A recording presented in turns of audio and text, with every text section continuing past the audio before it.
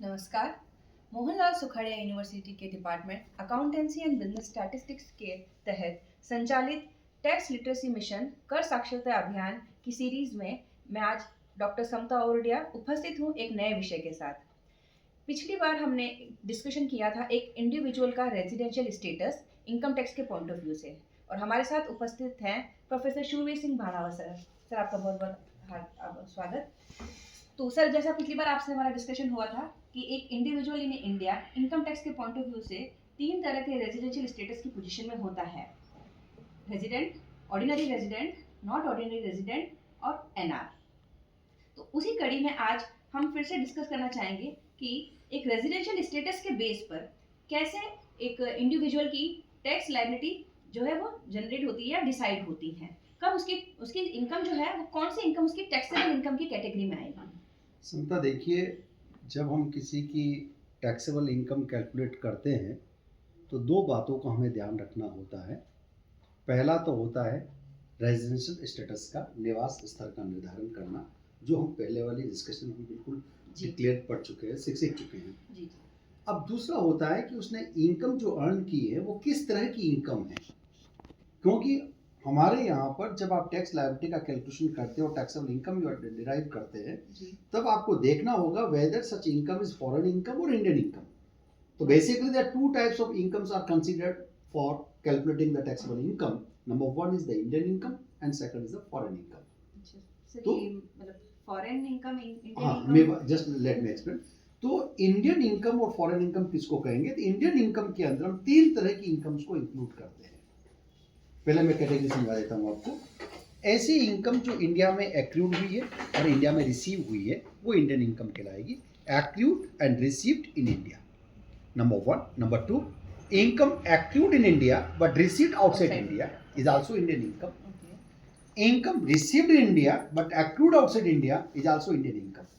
So that means there are three important parameters are there. Three types of incomes are covered here. Number one, accrued और received दोनों India के अंदर हो जाए वो Indian income ही है। accrued इंडिया में होता है, received बाहर हो जाता है। बाहर का मतलब इंडिया से बाहर, अमेरिका, जापान कहीं पर भी हो रहा है तो भी इंडियन इनकम है। और accrued इंडिया से बाहर हो रहा है, जापान में accrued हो रहा है, received इंडिया में हो रहा है, तो वो इंडियन इनकम कहलाएगी। ये सर थोड़ा एग्जांपल के थ्रू मतलब कैसे एक्रूड क्या है, रिसीव्ड क्या है, और मतलब बाहर अर्न कर रहे हैं लेकिन इंडिया में रिसीव्ड हो रही है, और इंडिया में अर्न कर रहे हैं बाहर रिसीव हो रही है। जैसे तो पहले इन दो वर्ड को आप समझ लीजिए, रिसीव और एक्रूड को, क्या इस मीनिंग को समझिए। रिसीव का मतलब क्या होता है? Income is said to be received when it reaches to the assessee, यानी जो टैक्स पे करने वाला व्यक्ति है, यदि इनकम उसके हाथों में पहुंच गया है तो रिसीव, मतलब उसके बैंक अकाउंट में क्रेडिट हो, बैंक अकाउंट में जो भी हो, चाहे कैश ले रहा है, चाहे उसके अकाउंट में जमा हो रहा है, बैंक अकाउंट में जमा हो रहा है, कैसे भी। यानी important point is that income is said to be received when it reaches in the hands of the assessee. Assessee मतलब जो करदाता है, जो टैक्स पेयर है, उसके हाथों में यदि पैसा चला गया तो रिसीव हो गया। इसका कुछ रिलेशन है क्या सर? करंट ईयर की है, प्रीवियस ईयर की है? हाँ, वो वही हम बात जो कर रहे हैं वो हम एक असेसमेंट ईयर की बात कर रहे हैं। All the rules and regulations are applicable for a particular assessment year. Particular assessment year में ही होती है, है ना? तो उस पर्टिकुलर असेसमेंट ईयर, क्योंकि हो सकता है एक पर्टिकुलर असेसमेंट व्यक्ति ओआर है, अगले असेसमेंट एनआर हो जाए, खैर वो डिफरेंट थिंग है। तो हम बात कर रहे थे रिसीव का। तो रिसीव का मतलब हो गया कि जब हैंड्स में पैसा चला गया एसएससी के हाथ में तो रिसीव कहलाएगा। और दूसरा होता है accrue, when the right to receive, when right to receive the income becomes vested in the hands of the SSC, यानी जिसकी इनकम है उसके हाथ में पैसा वसूल करने का अधिकार आ गया।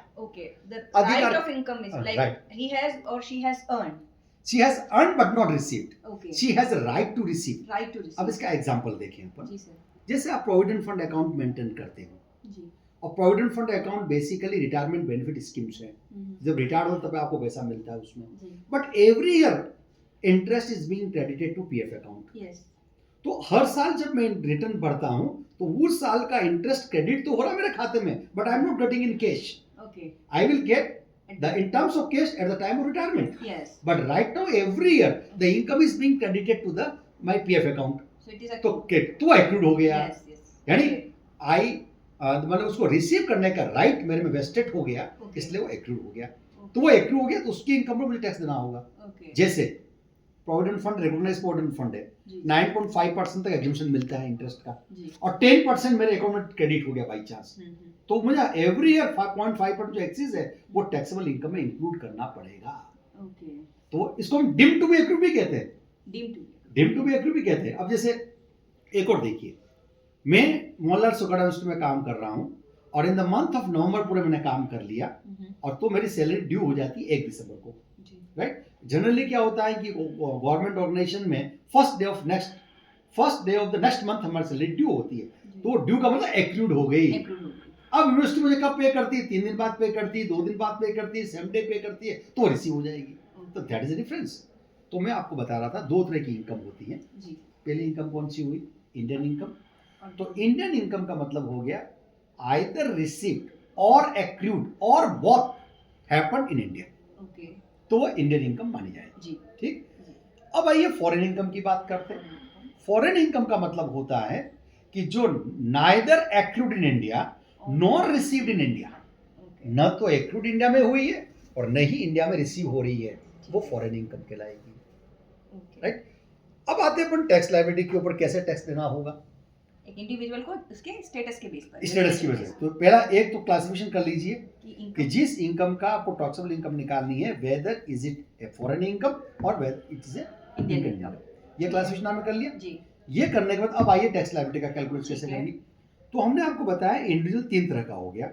ऑर्डिनरी रेजिडेंट, जी ऑर्डिनरी रेजिडेंट को दोनों इनकम पर टैक्स देना है, अच्छा यानी Indian income as well as foreign income Foreign. Both are taxable for ordinary resident. Okay So that means if an ordinary resident earns the income hmm anywhere in the world is liable to pay the tax in India. Okay यानी ordinary resident कहीं भी चला गया, यानी वो प्रशांत महासागर के पनडुब्बी में चला गया और वहां पैसा कमा रहा है, तो भी उसको इंडिया में टैक्स देना पड़ेगा इफ ही और she is a ordinary resident. Territory matter नहीं कर रहा हाँ नहीं, वो तो कहूँ सब इनकम टैक्सेबल है क्योंकि इंडियन रेजिडेंट हो गया, Yes. क्योंकि आप यहाँ 182 दिन रह गए या 7 दिन रह गए, Resident हो गया। That means you are using the resources of India, तो Resident. Definitely you are liable to pay tax in the, For क्योंकि every टैक्सेस क्या है, हम जो हम सर्विसेज गवर्नमेंट प्रोवाइड करती है उसके अगेंस्ट तो चार्जेस है, यस यस सर तो उसको देना ही देना है। ये तो हो गया 5। जी अब आती है NR not resident. Not resident को केवल इंडियन इनकम पर टैक्स देना है, फॉरेन Foreign इनकम पर पे टैक्स नहीं नहीं दे देना रहा है। है ठीक है यानी एक मिस्टर विलियम है जो कभी इंडिया में नहीं आया, कभी भी इंडिया में रेजिडेंट नहीं रहा, वो नॉन रेजिडेंट है, हाँ, लेकिन इंडिया से कोई इनकम अर्न की। जैसे जैसे एज फॉर एग्जांपल विलियम्स के 4 फादर्स की एक बिल्डिंग लखनऊ में थी, ओके और विलियम्स ब्रिटेन में रहता है, जी दशकों से वही रह रहा, कभी नहीं आ रहा है, और प्रीवियस ईयर में 24-25 के ईयर में उसने बिल्डिंग बेच दी, अच्छा तो वो प्रॉपर्टी कहाँ सिचुएटेड थी? इंडिया में इंडिया। थी, इंडिया में एक्रूड मानी जाएगी। ओके चाहे वो लंदन रिसीव कर रहा हो तो उसको उस इनकम पर टैक्स देना पड़ेगा, वो इंडियन इनकम हो गई क्योंकि एक्रूड इंडिया में होगी, ओके तो इंडियन इनकम पर ही टैक्स देना होगा, फॉरेन इनकम पर टैक्स नहीं देना होगा। ठीक है। अब तीसरा बचा NOR, not ordinary resident.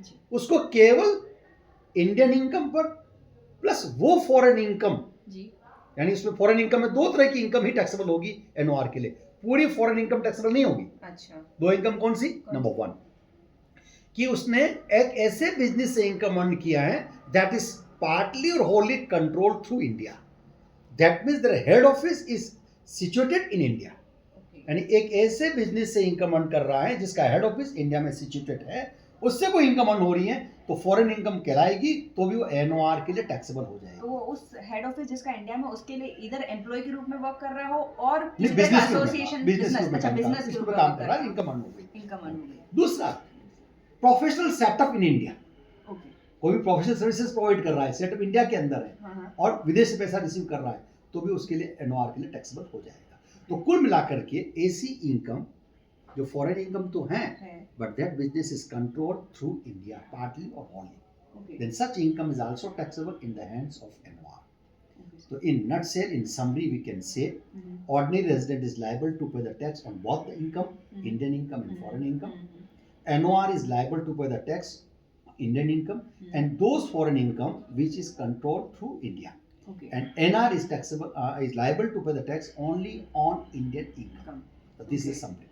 Okay तो सर जैसे कि अगर मान लो कोई सीनियर सिटीजन है, इंडियन रेजिडेंट है और उनके बच्चे फॉरेन में हैं और वो वहाँ से अपने पेरेंट्स को पैसा भेजते हैं, ओके गुड, हाँ तो यस। अब सर फॉर वो इंडियन सिटीजन है, तो क्या वो income because they received in India, तो क्या ये इनकम उनके लिए टैक्सेबल हो जाएगी? देखिए समझा, यहाँ पर आपको एक वर्ड समझना पड़ेगा, रिसिप्ट वर्सेस रेमिटेंस।